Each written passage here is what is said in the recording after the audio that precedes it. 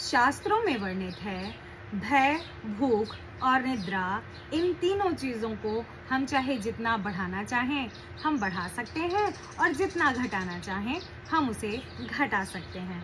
नमस्कार दोस्तों, मैं हूं आपकी ईशा मिश्रा और आई हूं आपके पास आज एक ऐसा टॉपिक लेकर के जिससे पीड़ित तो सभी हैं, पर कोई यह नहीं जानता कि इससे आगे बढ़ा कैसे जाए, इससे कैसे बचा जाए, आखिर ये है क्या। तो भय, भूख और निद्रा में से आज हम सिर्फ भय के बारे में बात करेंगे विस्तार से। भय कोई हकीकत नहीं, भय मात्र एक कल्पना है जो कि हमारी नकारात्मक सोच से उत्पन्न होता है।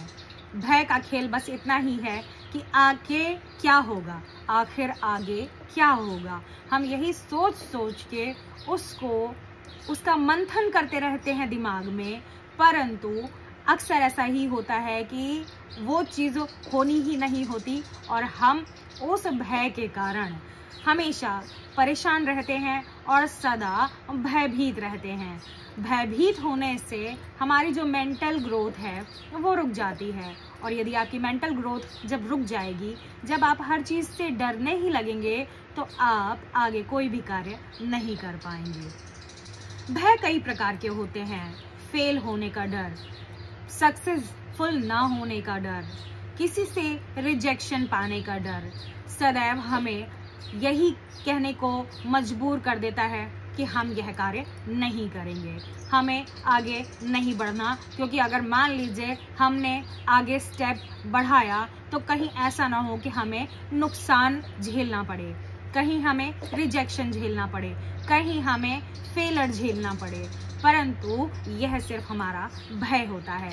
आपने वो ऐड देखी होगी ना, डर के आगे ही जीत है। यदि आप अपने डर से आगे बढ़ेंगे, यदि आप अपने डर को हरा करके अपने कार्य को करने की कोशिश करेंगे, तो आपकी जीत पक्की है। परंतु क्या होता है कि जब हम भय को बढ़ाते रहते हैं, भय को तवज्जो देते हैं, तब हमारे साथ भय जीत लेता है हमको, और हमारे माइंड में वो एक जगह बना लेता है जिससे हम कोई भी कार्य अच्छे तरीके से नहीं कर पाते या फिर शुरू ही नहीं करते, क्योंकि हमें पता है कि हम भयभीत हो जाएंगे और भयभीत होने के कारण हम उस कार्य को नहीं करेंगे।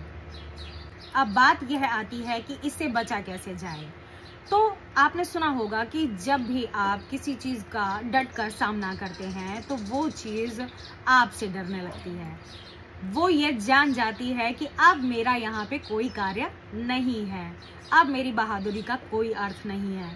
तो आपको यदि किसी चीज़ से आगे बढ़ना है, किसी चीज़ से बचना है, किसी भय को ख़त्म करना है, तो आपको उसका सामना करना पड़ेगा, आपको उसको फेस करना पड़ेगा, और फिर वह गायब हो जाएगा। कारण कि वह तभी तक है जब तक आप उससे डरते रहेंगे। इसलिए फियर, डर, भय मात्र एक कहानी है, मात्र एक कल्पना है। उस कल्पना से आपको बाहर निकलना है, और अगर आपको आगे सक्सेसफुल लाइफ जीनी है तो आपको यह मानना पड़ेगा कि ये मात्र एक ऐसी भावना है जो आपकी ग्रोथ को रोक रही है। और अगर आप चाहते हैं कि आपकी ग्रोथ रुकी रहे, यदि आप यह चाहते हैं कि आप आगे न बढ़ें, यदि आप यह चाहते हैं कि ठीक है मैं इसी में जीना पसंद करता हूँ, तो कोई बात ही नहीं है। लेकिन अगर आप इससे बचना चाहते हैं तो आपको इसका सामना करना पड़ेगा। आपको यह जानना पड़ेगा कि भय एक ऐसी चीज़ है, आप उसमें जितना ज़्यादा गहराई में जाएंगे, जितना ज़्यादा सोचेंगे, उतना ज़्यादा आप उसमें फंसते चले जाएंगे। इसलिए डर से जीतने के लिए आपको उसका सामना करना पड़ेगा, और फेल होने के डर को ख़त्म करना पड़ेगा कि कोई बात नहीं, हम फेल हो गए, कोई बात नहीं है, हम दोबारा प्रयास करेंगे। दोबारा प्रयास करने के बाद ईश्वर भी आपको देख रहा है, ईश्वर भी आपके अंदर की हिम्मत को जगाना चाह रहा है। बस आपको यही जानना है और इसके बाद सब कुछ संभव है।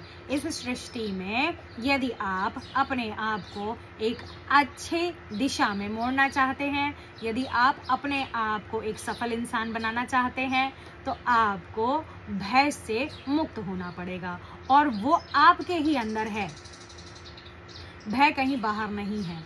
इसलिए जितनी जल्दी हो सके इस भय से बाहर निकलने की कोशिश कीजिए, क्योंकि जितनी जल्दी आप इस भय से बाहर निकलने की कोशिश करेंगे उतनी जल्दी आपको आपके कार्य में सफलता प्राप्त होगी। यदि आपको मेरा वीडियो पसंद आया हो, यदि आप मेरे चैनल पे नए हैं, तो प्लीज़ इसे लाइक, सब्सक्राइब और शेयर। यदि आपको वीडियो अच्छी लगी हो तो प्लीज़ ज़रूर कीजिएगा। और मिलूंगी आपसे एक नए टॉपिक के साथ एक नए वीडियो में। तब तक के लिए जय श्री राम, राधे राधे।